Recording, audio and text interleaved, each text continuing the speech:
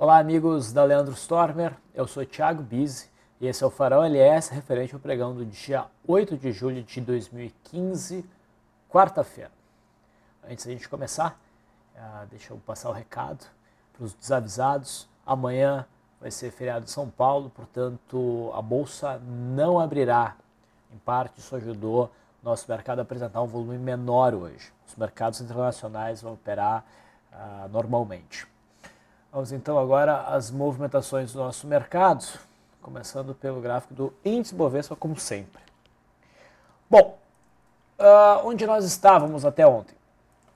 Ontem nós vimos o mercado afundando para baixo, né? Dando continuidade ao movimento de queda indicado pelo rompimento desse retângulo estreito.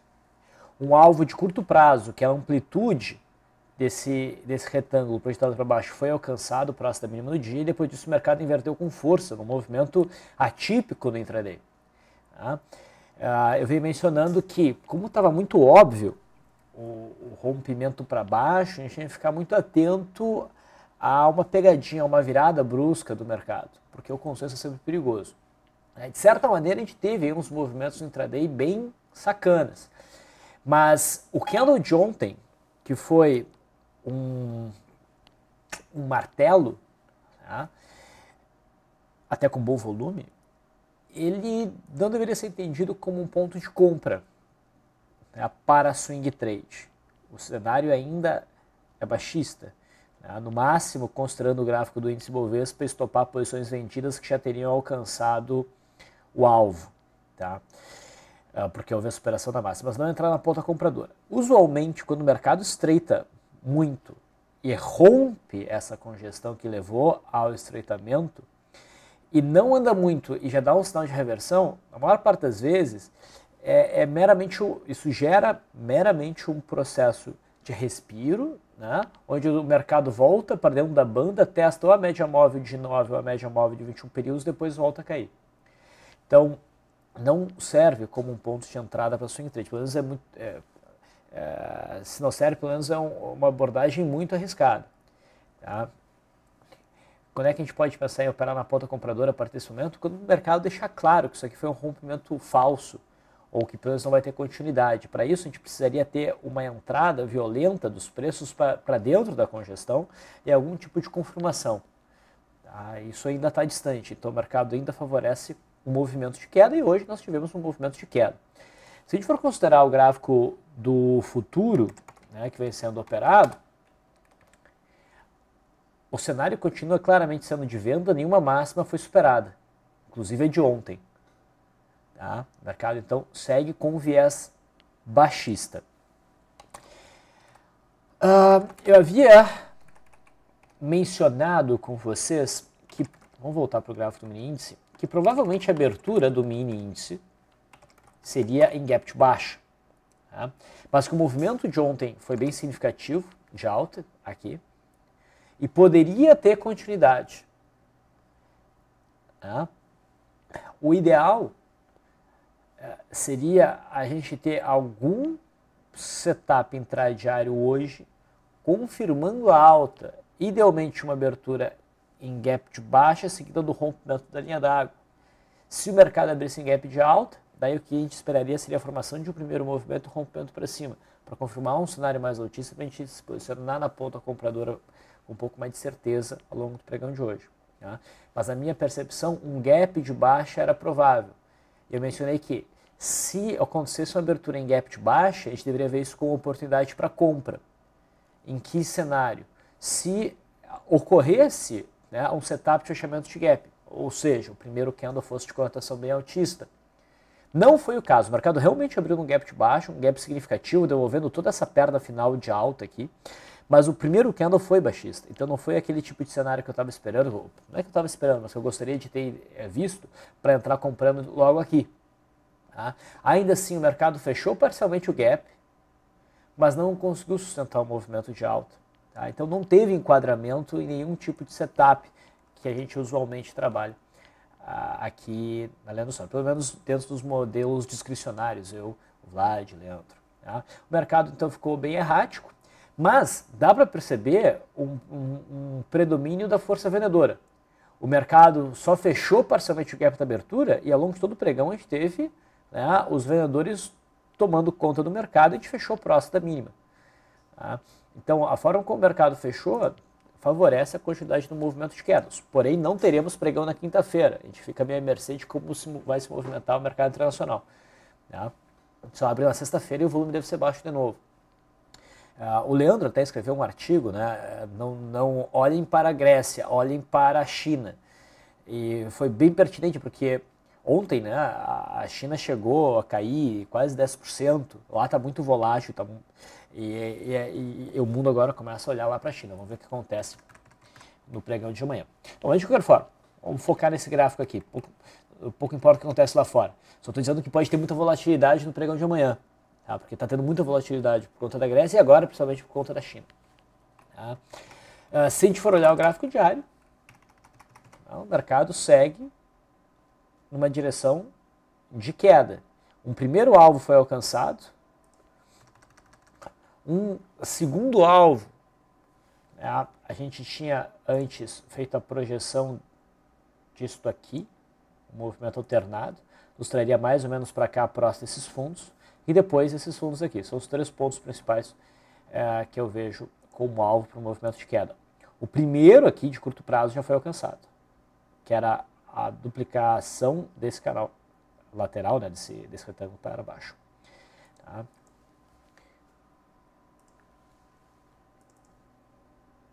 Deixa eu limpar aqui.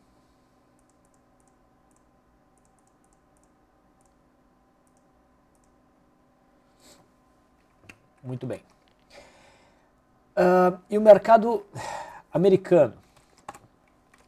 O Dow Jones, ontem, abriu em queda, veio abaixo do patamar de suporte e daí recuperou. O candle de anteontem já apresentava uma conotação altíssima, superação da massa. Esse candle poderia indicar uma entrada na ponta compradora. Não me parecia ser o sinal mais forte. E uma vez que o mercado foi tão longe da superação dessa máxima no movimento de queda, como mencionei ao longo do last live, provavelmente no farol de ontem, uma entrada aqui ficaria abortada. Eu deixaria para buscar uma operação na ponta compradora na superação da máxima do candle de ontem, porque o candle de ontem foi sim significativo. Grande amplitude e bom volume. Mas o mercado hoje não conseguiu superar a máxima de ontem.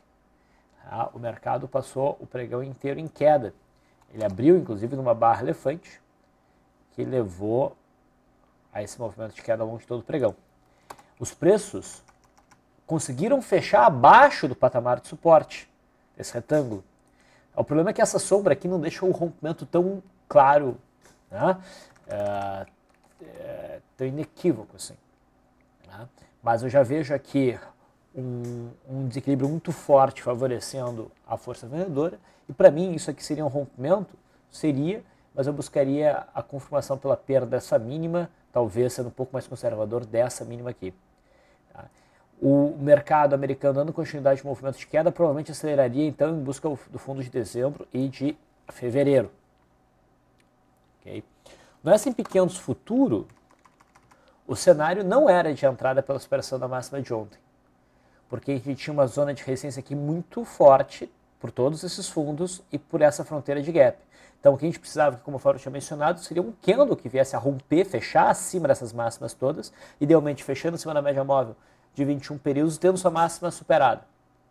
O mercado não fez isso, o mercado caiu, voltou a se aproximar do suporte, né? E a gente tem aqui um cenário favorável a um rompimento desse suporte para baixo, seguindo os passos do Dow Jones. O alvo também seria os fundos entre dezembro e comecinho aqui de fevereiro, mas o rompimento ainda não ocorreu no gráfico do S&P 500 futuro. Esse é o cenário do intraday. A gente tem nessa zona um suporte bem forte, o rompimento do suporte deixaria os mercados americanos bem direcionais para baixo. Em relação ao dólar, o que esperava do dólar era um movimento de alta. Tá? Ontem o dólar já basicamente alcançou o alvo do gráfico perpétuo, sem ajustes, mas tinha espaço para subir e de fato hoje subiu, continuou subindo. Como está rompendo este topo aqui da máxima de junho, o próximo alvo que a gente teria seria o topo de março, e ali sim a gente tem uma resistência importante em torno de 3.300 2,04. Acredito que esse seja o alvo do mercado. Se a gente fosse olhar o WDO Q15, havia espaço e hoje ele alcança essa zona de resistência. Só que essa zona de resistência não é tão significativa, porque tinha muitos poucos negócios nesse contrato, nessa zona. Então, realmente, considero mais relevante o topo de março, que como alvo em 3.303. A expectativa para o dólar, então, é ainda de alta. No intraday, ontem a gente teve uma operação de compra bacana. Hoje o dólar abriu acima da linha d'água e subiu. Não conseguiu gerar um ponto de entrada muito claro. Alguns vão ver nisso aqui um primeiro movimento, só que ele não teve... ele não se formou com 4 candles, ele se formou com 3 candles e rompeu. Não é exatamente o padrão que a gente gosta de operar. Então eu não vi aqui uma entrada tão clara. E para quem quis se arriscar na operação de venda, esse engolfo de baixa foi interessante para uma venda. Só que o dólar estava muito forte, o dólar não fluiu mais do que 15 pontos favoravelmente e depois estopou pela média móvel de 9, que estopou pela média móvel de 9, sendo 0 a 0. A expectativa para o dólar segue sendo de alta. No juro, qual era a expectativa? De manutenção no movimento de queda para testar melhor essa zona circulada. E aqui sim poderia se apresentar pressão compradora interessante. O juro caiu, testou esse patamar, essa LTA, e conseguiu mostrar pressão compradora. Os compradores entraram no mercado, produzem um sinal altista que poderia ser operado, sim. Um trade de correção, a média de 20 períodos ainda está ascendente. Então aqui eu vejo compra no gráfico do juro com o stop abaixo dessa mínima. E se o juro começar a subir, provavelmente ele volta lá para os 14.100 pontos. Talvez até para romper essa região, porque é o esperado dentro desse canal de alta mais longo, dentro do qual o juro opera. Certo? Indo para as ações. A Vale ontem produziu um candle que chamou a atenção para um trade de compra, de retorno à média, mas dependia da superação da máxima. O mercado não superou a máxima, ele abriu em gap de baixa e fechou feio.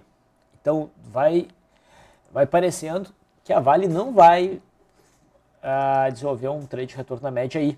Então ela tem espaço para cair ainda. Se a gente ajustar o gráfico, não, a gente está em cima do suporte no gráfico ajustado também. Abaixo desse ponto a gente teria aí o fundo de 2008. Tá? Então a Vale não conseguiu produzir o sinal altista, o acionamento. Outros gráficos de ontem, como o Cosan, também não conseguiu. A BRAP também não conseguiu. A maior parte dos papéis que sinalizavam um possível retorno à média não chegaram a acionar no pregão de hoje. Tá? Então, no momento, nada a ser feito na Vale. Para mim, a entrada na Vale está abortada. Eu precisaria de um novo candle de cotação altista para cogitar uma entrada na ponta compradora. Petrobras tentou subir, mas não conseguiu. Tá? O viés é baixista. No curto prazo, ela ainda pode subir um pouquinho nesse movimento, isso não está descartado. Mas essa zona de fundo anterior funciona, então, como resistência ali em torno de 12,30.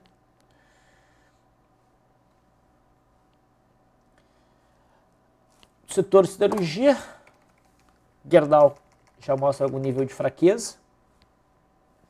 Não era a nossa expectativa ver um movimento de repique significativo. CSNA, mesma coisa, já fecha próximo da mínima. Acredito em CSNA vindo buscar o fundo de janeiro. E aqui a gente pode ter compras boas. E os Minas também volta a cair, sendo esse papel que tem mais espaço para cair no momento. No setor bancário, o Bradesco volta a cair, se aproxima novamente do suporte aqui em 27,30. O ponto mais interessante, o suporte do Bradesco está abaixo desse fundo, está lá nos 25,30. Vamos lembrar disso. Itaú ainda não tem um gráfico muito claro, mostra um candle indefinido de baixa. Gostaria de ainda ver o papel caindo aqui nos 32,50.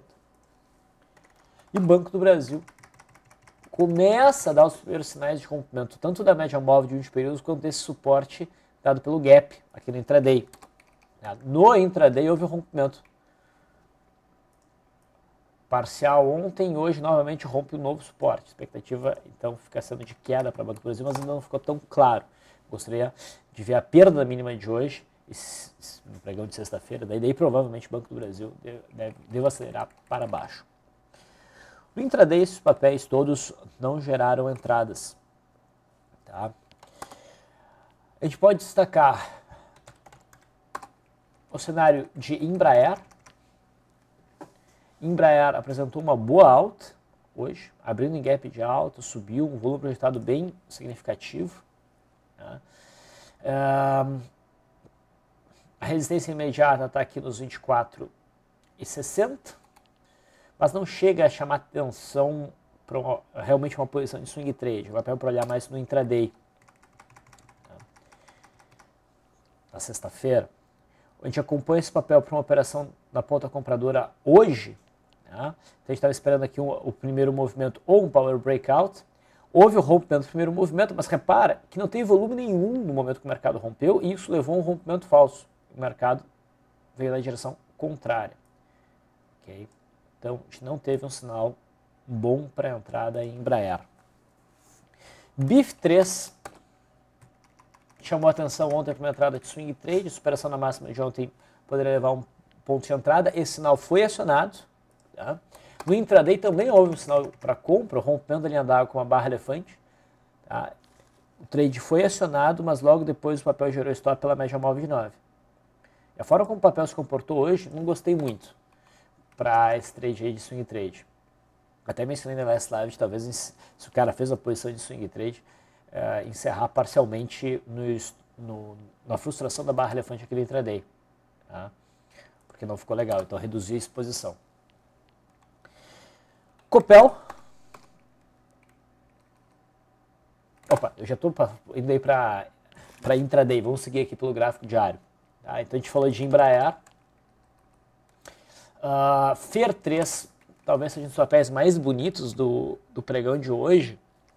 Só que é um papel que tem uma liquidez bem limitada. $500 mil na média.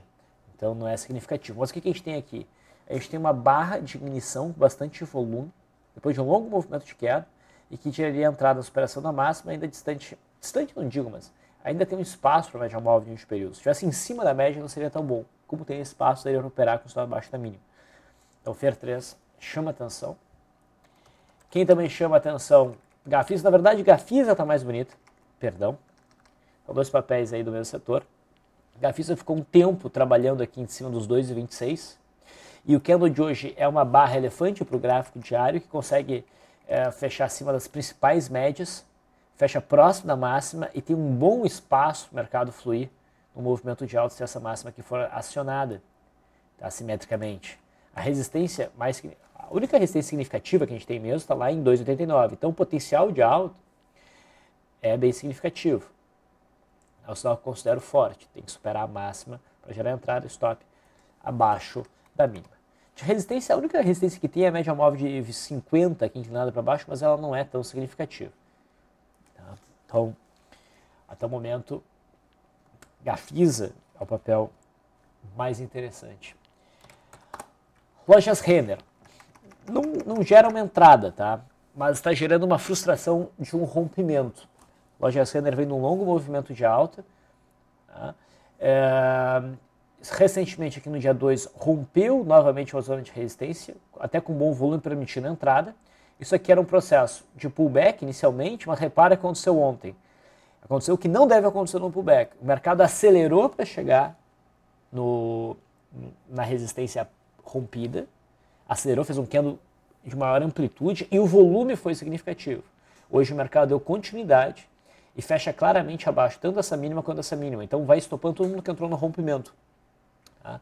Isso aqui, então, vai indicando rompimento falso. A gente sabe que acontece em rompimentos falsos. O mercado costuma ir forte na direção contrária.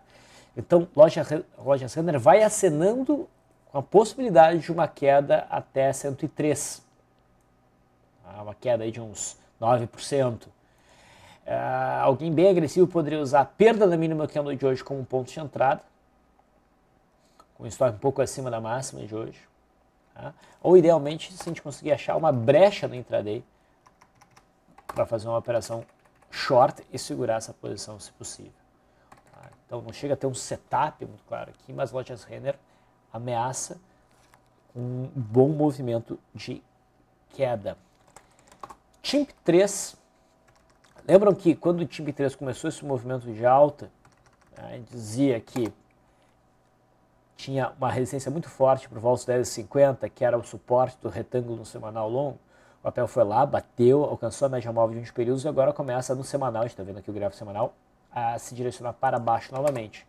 Olhando no intraday, no gráfico diário, o que a gente vê hoje? Rompimento de um pivô de baixa, que rompe esse patamar de suporte significativo por volta dos 10 e 15, 10 reais, com forte volume, inclusive. Tá? Claro que tem uns diretos ali, mas ainda, tirando os diretos, o volume foi acima da média. Então gera um cenário de venda. O papel entrou em tendência de baixa novamente. Só que repara que a média móvel de 20 períodos ainda está ascendente. Nesses casos, eu gosto de usar a confirmação. Então, melhor do que operar já agora seria operar a perda da mínima do candle de hoje no pregão de sexta-feira. STC3, vamos falar aqui do setor de educação, faz um tempinho que a gente não fala. A STC3 está testando o suporte, um retângulo aqui em 17,20. Tá? Eu ficaria atento a possibilidades de compra de intraday ou de rompimento intraday, porque isso poderia levar ao rompimento do suporte no gráfico diário e fazer um bom movimento. Tá? A NIM3, ela rompeu há pouco tempo esse fundinho, já ficando bem claramente uma tendência de baixa, tem zigue-zague descendente. A gente viu o primeiro sinal baixista nessa barra de ignição aqui do dia 26, que foi acionado, o trade está em aberto, já teria alcançado a RP, e indo abaixo desse fundo da segunda quinzena de maio, indo abaixo dos 20 reais, o papel provavelmente vai acelerar no movimento de queda. Tá? A Croton bate nesse suporte, se romper também tem espaço para corrigir. O ideal seria a Croton tentar subir e não conseguir depois romper. E CR3 vem andando de lado dentro de uma consolidação estreita. A gente aguarda aqui o rompimento ou para cima ou para baixo. Repara que as bandas também estreitas. Então esses foram os papéis que me chamaram a atenção. Em swing trade, no intraday, a gente já falou de alguns papéis. Eu falei da BIF por último. Brasil Foods. Ontem chamou bastante atenção. Hoje novamente é o papel que a gente vai ficar de olho. Tá? O papel terminou ontem no movimento de alta por um power breakout e hoje gerou uma barra elefante altista na abertura, que não alcançou o alvo, que era 70,39, mas quem entrou aqui acabou saindo pela média móvel de 9 com algum ganho, uns 0,5%. Mas está com uma cara boa ainda. Para sexta-feira, esse é um papel interessante para compras novamente. Para vendas também, mas as compras são beneficiadas. Tá? Realmente aí para o rompimento de linha d'água.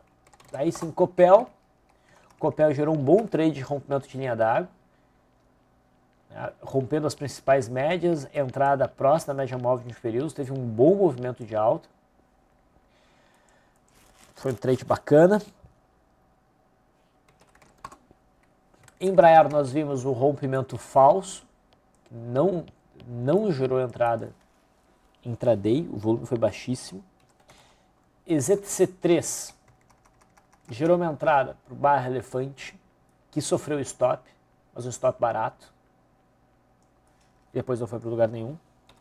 MYPK3, outro papel que gerou uma entrada legal, por barra elefante, por rompimento de linha d'água, e acabou sofrendo stop na metade do caminho em relação ao stop original. E perceba que, de novo, aqui foi um bom ponto para estopar. Então, os stops não foram por nada. Qual 3? Lembra que ontem a gente mencionou que Qual 3 poderia oferecer um bom rompimento próximo do rompimento da Vale, se não me engano? Isso, esse rompimento aqui. Da Petro, na verdade. Não foi da Vale. Eu achei da Vale estranho. Da Petro. Então, Qual 3 acabou não conseguindo romper claramente esse patamar de suporte. A gente mencionou isso no LS Live, não conseguiu produzir um movimento de queda. E outro papel que chamou a atenção, inclusive no gráfico diário, eu deveria ter mencionado antes, é RADL e gera um sinal para uma venda de swing trade. Não estopou ainda a operação comprada nessa região aqui, né? Mas se perder a mínima de hoje, a gente tem praticamente um Twin Towers, né? Um fechou fora, fechou dentro, e deve levar um movimento de queda. Esse volume aqui é significativo, não parece ser um sinal falso, então se perder a mínima é queda. E no intraday, né, a gente teve uma barra elefante, que não foi acionada, mas houve um gift comportado, que buscou a média móvel de 21 períodos junto com a retração de 68. Depois o mercado deu uma bela de uma pancada. A expectativa é que esse movimento de queda prossiga ao longo do próximo pregão. Então esse foi um bom resumo do pregão de hoje. Como amanhã não vai ter pregão, nós não estaremos online no LS Live e também não haverá farol. Eu retorno então na sexta-feira. Até lá.